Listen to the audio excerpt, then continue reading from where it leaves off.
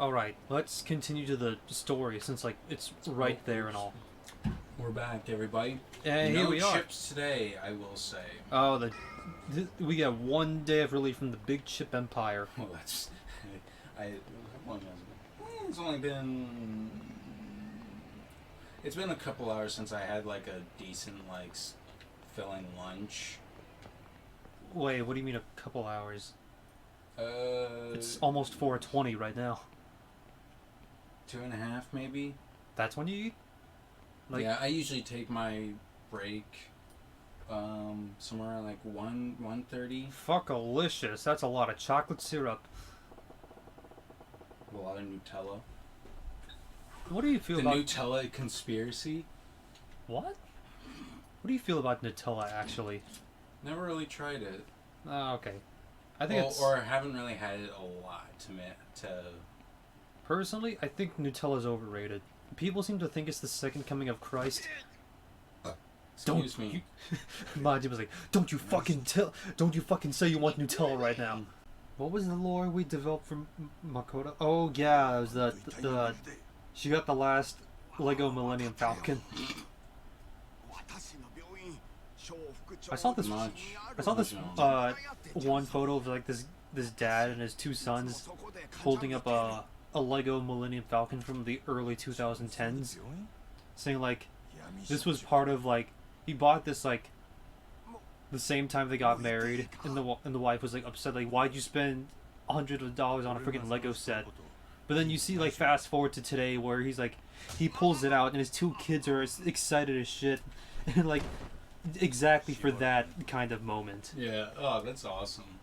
I also saw Jang Bricks, the Lego reviewer. Yeah. He just made like the big Lego Millennium Falcon that came out with The Force Awakens.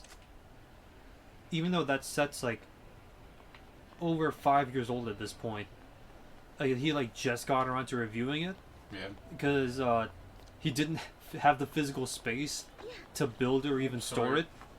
And I was like, how could it be like that big? And then he does a bird's eye view of the shot. And I'm like, holy fuck! Ooh. That explains why it was like $800. We saw nothing. And we'll talk to them later. Even like, my parents were watching like a short YouTube documentary over like the history behind miscellaneous companies and whatnot. And there's an episode on Lego, and then like at one point in the documentary, there's like this Lego Millennium Falcon could go for almost $1,000. Oh wow! And then my parents were like, who would like? How the fuck does a Lego set cost almost $1,000? And I'm like, no, trust me, that set, I know it. Like being like the Lego fan that I am, I was like, no, that one, when you see it in real life, it is well worth at least $800. Yeah. Not to mention, it's Lego bricks, so they make those for perfection. Yeah. So those are perfectly made. There's sadly a reason why Lego is so expensive. And it's not just because of the Star Wars license. It's because, a video I watched from like Loxton Noggin on his side channel is like, the theory he came up with why Legos are so expensive is because like, think about it. Every Lego set that you ever get will be compatible with any past or future Lego set you'll ever get. And those bricks are going to last you a long fucking time. Yeah. So it's pretty much a life investment sort of thing. So literally just NFT, but just infinitely better. I think that just describes any physical object. Okay, when I say NFT, because I think when NFTs were like being talked about, they're still dumb. No one ever fucking buy an NFT. This is personally me saying this because they are dumb.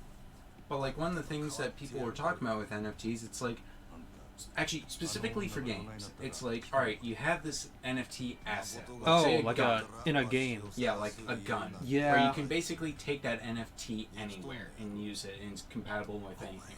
That will not happen for That's not decades. Games aren't even compatible with themselves half the time. But that's the thing, is like Lego is compatible with any and all Legos. Lego sets. Even bootleg Lego sets are still going to be compatible. Yeah. And with each Lego set that is made, they continue to probably perfect like the Lego brick recipe. That's another thing that I've noticed. Like, another reason why the parts, like the prices go up, is because the part counts also go up. Because if you compare like the first to the latest Lego Millennium Falcon, just the amount of detail that goes into it. You look at the first Lego Millennium Falcon, and it looks like a piece of shite. It looks like first grade macaroni art. Oh, oh yeah, that does look like a piece of shit. Speaking of Lego, when was the last Lego set you ever bought? Because I can't even remember the one I got. Does it specifically have to be like one that I bought or one that I like say like I got for like Christmas? Bought. Like, for yourself, or even just. Last one I bought.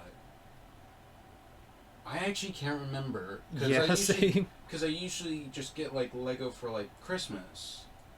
Man, I don't even get my. I was going to actually buy the Lego Optimus Prime, but you should have. But I keep looking at him like, it's good, but I feel like it could be better. Bitch, indulge yourself for once. No, like I'm not worried about the price. I'm just worried about the face. It's right on the upper curve of the uncanny valley. It's like. So I say this. Buy Lego Optimus Prime. Actually, let's click back on the game. Okay, fine. We'll click back to the game. And also, we haven't been paying attention to the story. Yeah, I don't know what the fuck's going on. No, imagine our discussion is exactly what Majima is having. Like, they've been talking about Lego sets this whole time. Lego! It's expensive! Anyway, here's the thing. Jason, indulge yourself. Indulge yourself, and here's what you do. You make your own Lego Optimus Prime head. Or, like, mod it a little bit. Yeah. I could do that, but... Do it. Then there's a whole new rabbit hole of, like, okay, now I have to come up with a new design for it. For the love of God. I have to order new parts in. I can't just buy something. I have fun. This is my form of fun, just speculating. Do I really He's want insane, this? people. You know something horrifying that I realized? What? While working, I was listening to an art YouTuber named Noralities. Really good stuff. And she was like talking about Kiki's delivery service. Of like how Kiki's like transitioning from like a kid into a full-fledged adult. And you realize like she's moving on her own into the city at age 13. And I mean, when did Kiki come out? oh, like the movie? Yeah. Early 2000s? I don't know the exact off the top of my head. Even for the 1950s, which is where the film roughly takes place in, like 13 on your own in the city, man. I mean, a lot of kids had to probably do that. Yeah, but with their parents.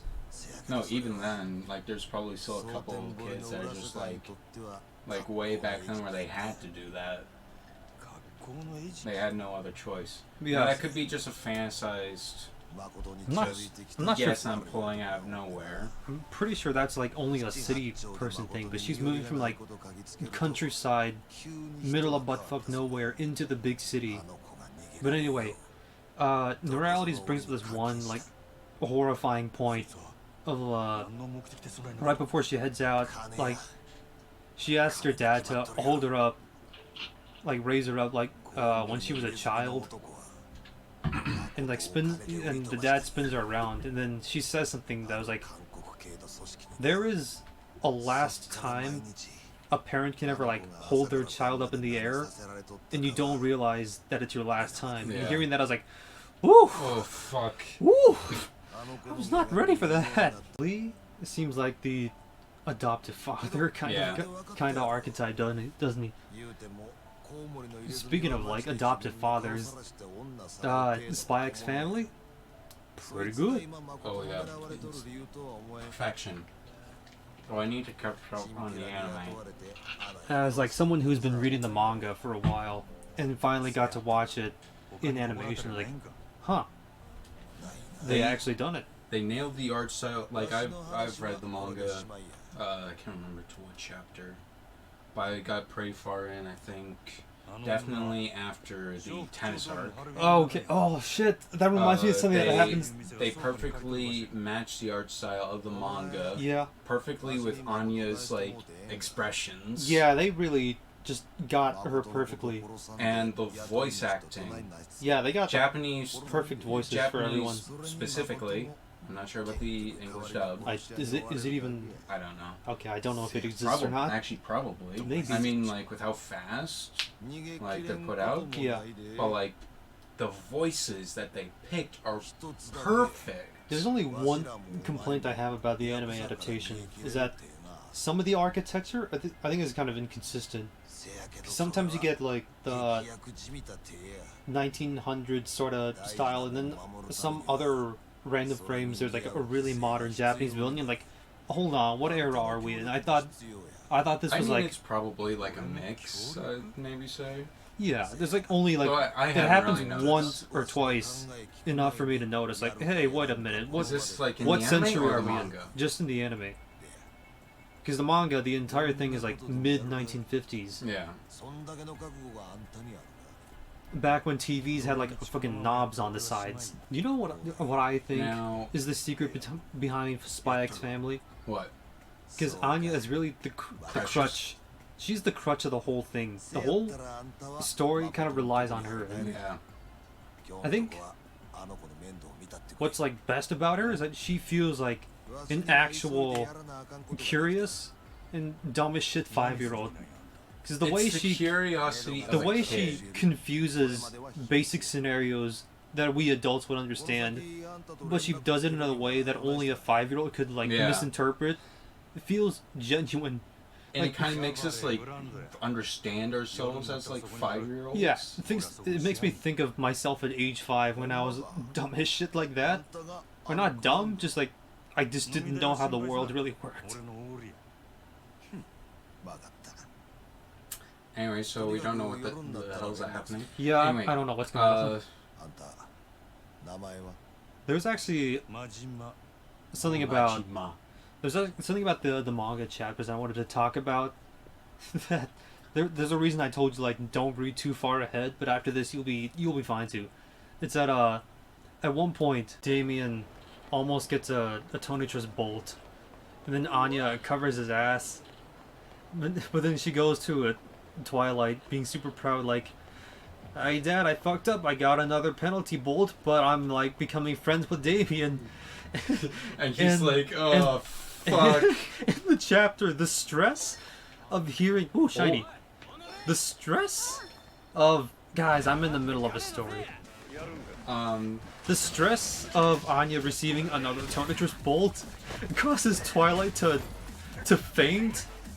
And then he starts having war flashbacks, and that's how we get to see his backstory. That's when I know, like, yeah, that's like the stress only a parent can have. I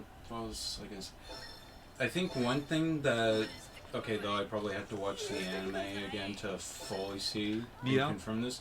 The one thing that I think they could work on a little bit more. I see it. Is it behind the? Give me the card. The fucking crate.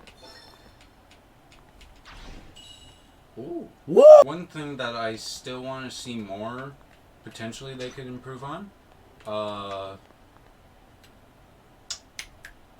is that I want to see, like, the panels where yours, like, motions, her attacks and her kicks are just completely exaggerated. Because there's some really cool panels in the Spy X Family manga where it just really shows the emphasis of her, like, of her kicks and punches and all that. Oh, okay. And I love those panels. It's not where it's like she just kicks someone in the chin, like perfectly, like her legs perfectly vertical. Yeah.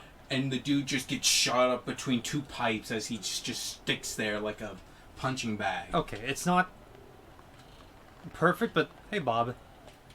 But in one of the latest episodes for Spy X Family, the dodgeball episode, you get some of that, where Yor does get to show off more of her might. Yeah. And then there's that one shot everyone knows about now, where Anya's like loading up a ball in dodgeball, and then the animating team, they crank up the frames to like 120 FPS just for that shot. I'm like, holy shit! You didn't have to go that hard, but you did. Oh yeah, there was some really during like right after the tennis arc. Yeah. Right after the tennis arc, when okay, spoilers for the manga, so just Okay. back way in 3, 2, 1. So like right after the tennis arc, they're just done with that mission. Yeah. Where Lloyd and I can't remember her name. Oh yeah. The lady's like, I challenge you, Yor, to tennis. To a tennis match, yeah. But the thing is, Yor's so powerful. It looks like she misses the tennis ball. And no, she just diced it. But she dices the tennis ball with the racket. And I'm like, holy shit. And then she tries again. But this time she actually hits the... And actually, no, yours like, ah, oh, damn it, not again. But the second time she does it... She only does it at 90%. She still hits it hard enough to where, like, I can't remember her name. Like, the ball hits her racket. She's doing her best to hold it there. Yeah. And it breaks the racket completely. That scene reminded me of when Captain Marvel was facing War Thanos, trying to hold him back when he had the Infinity Gauntlet. Give me the damn card. Oh, that's where it was. Okay. What's the most monkey brain thing you've ever seen in school or just anywhere?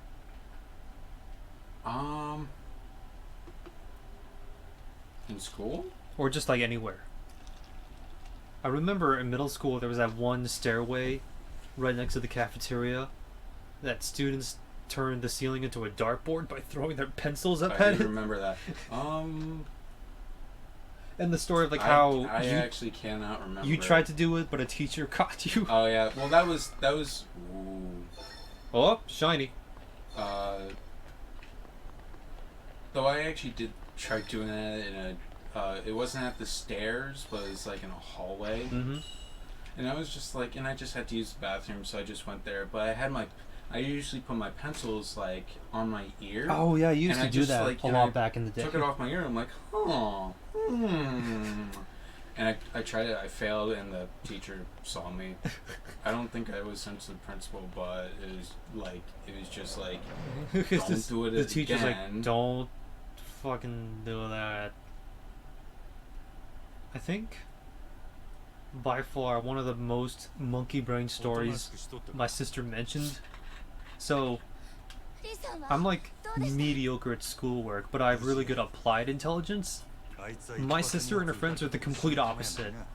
They're like all academically gifted, but outside of school they're just cavemen. Because my sister told me about how her friends started something at school once called the Orange Game. The Orange Game? The Orange Game. So what they do is her friends get an orange, right? And they throw it up at the ceiling and they play chicken to like see who can get it closest to the ceiling without it touching. And I'm just like, that is the most caveman game I've ever heard of. Who thought about this? Well, think about that.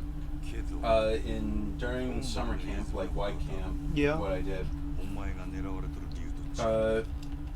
Well, me and my friends did, like, at the end of the day for day camp, at white camp, we would always go to the trading post, where you can, like, buy, like, canned candy, like, pop, and, like, other stuff. Yeah. One day, what me and my friends decided to do, I think maybe even one of our camp counselors might have joined in. No, actually, no, that's a different thing. Ooh, we took our pop cans... Yeah. And slammed them on the ground.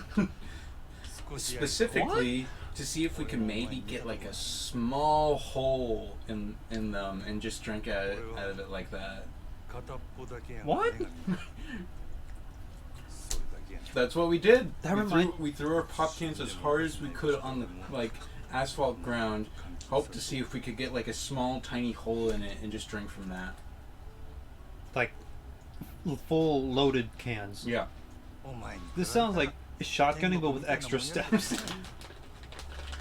I didn't even know it was probably like called shot. Yeah, I didn't know that it was called shotgunning. That reminds me of another dumb camp story I had, where I need one of these days. I want to drive all the way to Y Camp. yeah, And like Y Camp and like Boone, and just see if the camp has changed. probably. That reminds me of Like, this dumb story I remember where there's actually some, there was a mud spot, just an open mud spot, and a bunch of flat rocks everywhere. So Oh no! for some reason, we started this game where we pretend the rocks were shurikens and like throw them into the mud and try to get it to stick.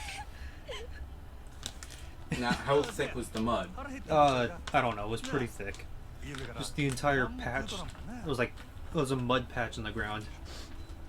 Well, hopefully no one was wearing bare shoes. Was barefoot. And actually, I think around bare shoes are just called flip flops. yeah. So what I wear, which apparently I was out for it. Out for last time we went out with a friend, because it's like, why are you wearing flip flops? Because it's hot outside. The last time I ever wore flip flops, I got a $2 pair from Walmart. Did it last only a day? No, it lasted for like a decent amount of the summer. But then on one really particularly warm day, I wore them outside, and it was so hot, my feet fucking melted through them. Oh God!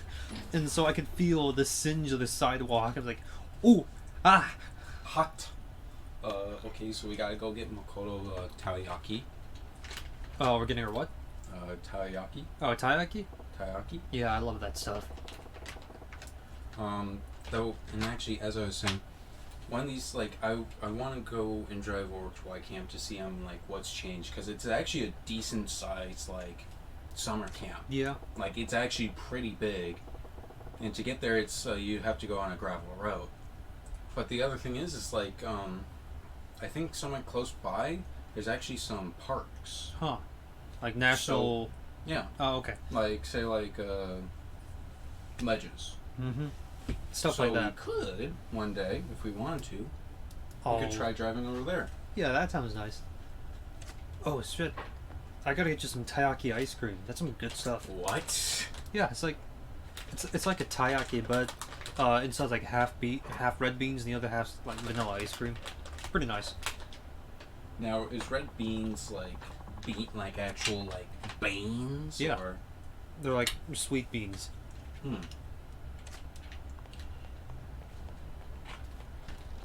I was gonna talk about these off. how many marshmallows are there left. I was gonna mention something else, but now I forgot. What are your thoughts on like Scarlet and Violet so far? Big hype for me. Oh God damn it! I had a really. Is that a tea Oh, kettle? it's a tea. It is. Pika me.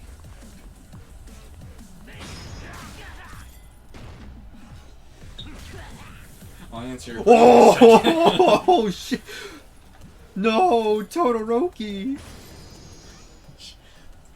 Anyway, thoughts on Pokemon Scarlet and Violet? I've become more critical of Pokemon games, but I still like buy like the new Pokemon game like each time it comes out, because like it's just like now built into me where it's like, gotta buy the new Pokemon game. I do like where things are going. Are there more fucking biker? Yeah. Okay. I do like where things are going. It is looking a bit nicer, kind of. Hopefully what Pokemon learned from Legends Arceus, they take that Yeah. and apply it to the new Pokemon games. Because the story was actually a nice step in the direction. It wasn't anything special, but it's a nice step in the right direction. Okay. There is something. And then of course the professors that were. Oh yeah, first time introduced. we ever get version exclusive professors. You got Giga Chad and Amazon. Mm-hmm. Amazon War Goddess or Giga Chad. I think Scarlet and Violet are the first time I might ever buy both versions. Because I really want Scarlet, but my sister wants to play Violet. because she really likes Miraidon and Professor Giga Chad. Meanwhile, I really like Koraidon and Professor Crush My Skull, please. I have a red rose in my lapel. Lapel. Lapel, thank you. Lapel? I'm sorry. I'm terrible at pronouncing words that I don't know.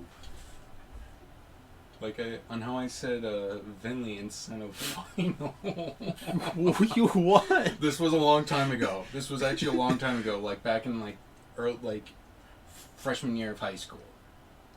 So don't give me too much shit on that one. I actually had a moment like that when I was 4.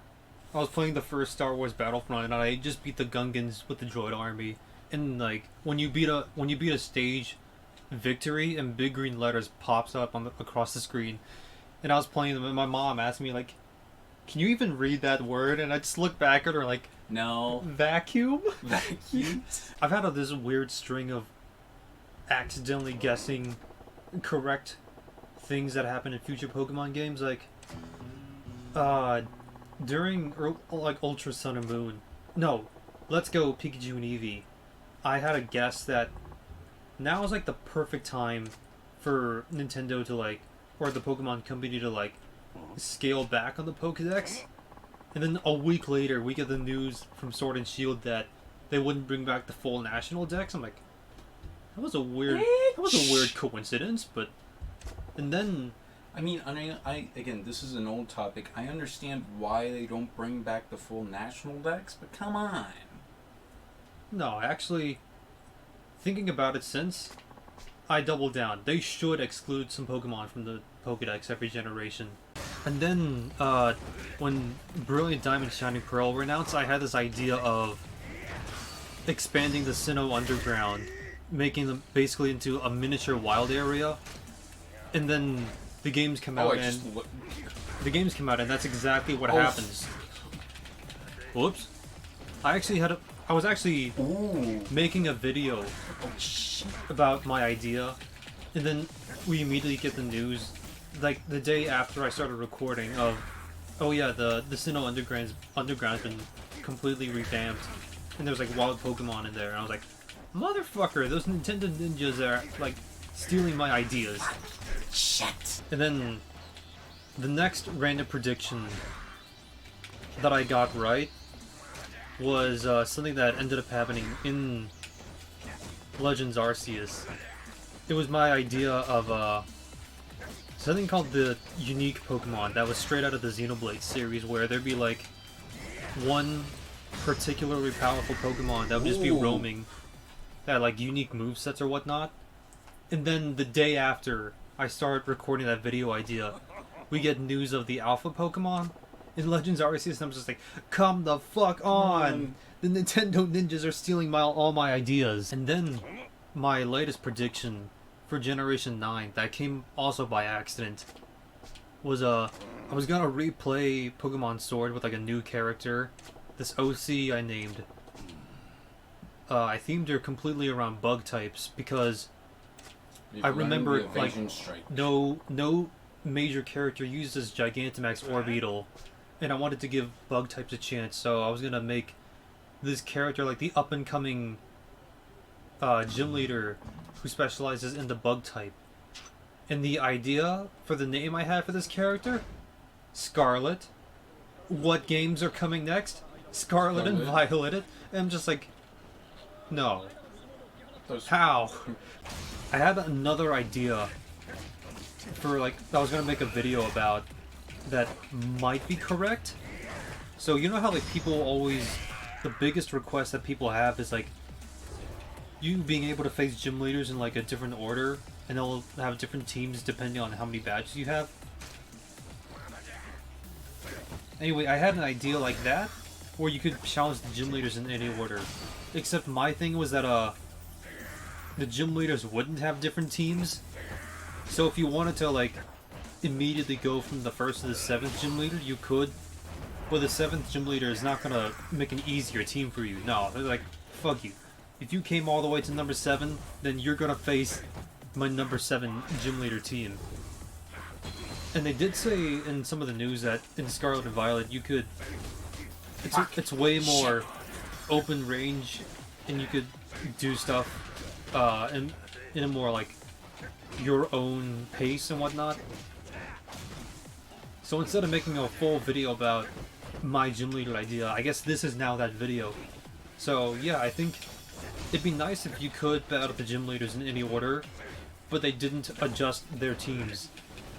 Because if some mad lad wants to like fight the 7th gym leader at the start of the game and find some strategy to beat them, like go ahead. I'd say just, yeah, have at it. Okay, looking through the conversation topics, why did you say you could fight a goose? Oh, that, I don't know, because you always see, like, goose, like, or just geese, like, kicking the shit out of people. People Yeah. are just like, oh, no, not them. And they're just, like, they're being harassed by a goose or something. I always feel like I could easily take a goose on. Just, I don't care if they're hissing at me. I could just grab the neck, just grab them by the neck, just... That reminds me of something. Just like basically, they are not like their neck is the handle, their body is now the mace, and just smack them down like Hulk style. That reminds me of a story from our So people don't be a bitch. 8th grade history teacher. Do you remember him? I'll censor his name out, Mr. Yeah. He told me his like first job ever was at a farm where he had to vaccinate a shit ton of chickens on a farm. And so he was like, so how do I do this? And the farmer just like grabbed a random chicken by the neck and just shoved a needle under its wing without even looking. Like, just don't even look. Don't even think. Just do it. And like, okay. And then at some point, he gets our teacher finds a rooster instead of a chicken. And he goes up to the farmer. He's like, hey, I found a rooster with all these chickens. What am I supposed to do with it? And then the farmer, with zero hesitation, just goes Omni-Man. It just whoa! Wait, so what happened again? What was the reason why he did that? Because it was a rooster instead of a chicken. Oh. Just zero hesitation. The farmer just went and just threw his corpse on the ground. It was like, there's lunch. damn. You know what's fascinating about like geese, ducks, and swans? Is that for whatever reason they can't get intimidated by anything. Yeah. I remember seeing a video of like a goose somehow wandered its way into a bullpen, and all the bulls and the cows start charging at it like bluff. Oh, And I think I've seen. Yeah, that. the goose doesn't even flinch. It's like, you fucking what, mate? You want to try it again? Would you rather that one meme that people say, or the one saying, would you rather fight 100 goose-sized horses or one horse-sized goose? Gooses. What the fuck am I? Do they still have? Will the horses still have the same amount of power as a regular horse? No, they're the horse just downscaled. Why is that shiny? We found like 5 this episode. Gotta find another. That one's actually okay. That's actually a hard question. A horse-sized goose. I'd rather fight the 100. Yeah, I would rather fight the 100. Just for a moment, I want to feel like, I want to feel like Omni-Man, even if it's against a bunch of miniature horses. Card collectors. Can we trade? This is a TCG.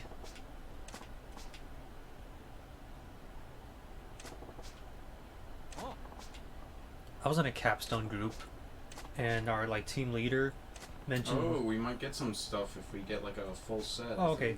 She mentioned that she and her boyfriend started like collecting cards and like laminating them, trying to like sell them, whatnot. And I got excited for a second, like, "Ooh, what kind of cards?" And then she's like, "Oh, baseball cards." And, I'm like, just like, and then my like slight disappointment was like, "Ah, yeah, ew, sports ball." And then she starts laughing. Sports ball. She starts laughing when I said sports ball. No one gives a shit about baseball cards. Unless if it's like a rookie player. Yeah. Or like if you get some like famous person back when they were still a rookie. Yeah. Randomly talking about VTubers, I saw a clip where Subaru, she tried Pop Tarts for the first time because Mori brought some over from America, and then Subaru was like, "This." She tries the strawberry Pop Tart, and she's like, "This is the taste of America." And that was like the first There's time. nothing more American than That was Pop-Tarts. that was honestly the first time this year I felt patriotic. Like, yes, something good about America for once. There's Basic, nothing more American than Pop-Tarts, I guess. basic is like America is hamburger land, but no. Chad Subaru was like Pop Tarts, Pop-Tarts. or like Well, wait, apparently the Trash Taste Boys, yeah, they were like, they were like trying like the worst like American snacks or something. yeah. Oh Apparently yeah, that Pop-Tarts were episode. like one of the things that they like really liked. I'm kind of surprised because like I see Pop Tarts every day. And I'm like, okay, cool, sure they exist. But I guess I should realize that they're not a common thing everywhere else, so they're kind of a luxury item. Yeah. Wait, I think you said taiyaki earlier. They grabbed takoyaki. I thought I said takoyaki. You said taiyaki. No, I said takoyaki. Now you're just mashing. Now you're just mashing the words together. I think I want to take two of Japan because when I try to go around Kyoto, Yeah. everything was raining or under construction, so Oh, I didn't that really get to sucks. see. Yeah. But everything else was pretty good. Yeah, I really want to go to Japan one day and actually see a lot of the sites. Actually force myself to try like different foods. I will. Have you ever eaten sushi? I had before. I didn't really like it. Oh my god. We gotta take you to a conveyor belt sushi place. There was this one place that my cousin took me to. Take me to a place that has steak and I'll be fine. I was actually gonna say, like, there was this one place my cousin took me to. It was like a conveyor belt sushi place, and my favorite thing there was this fatty brisket sushi that they had. Really heckin' nice. Ooh. Damn, I wanna go back and just have some of that again.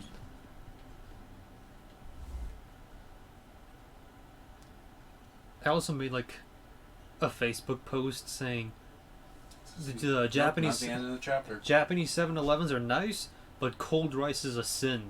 And then leaves a comment like, you know, they have 7-Elevens have microwaves you can ask to use, and I'm just like, they what? They what? Did you know that in FF15 they literally have A cup noodle like crossover, it's like tie-in. side quest? Yeah, I saw that. I'm just like, I thought that was a mod or a Photoshop at first. Nope, it's real. Actual voice acting. Man, I think Reminds me of time we end it. Yeah, it reminds me of the Fire Emblem 7-Eleven.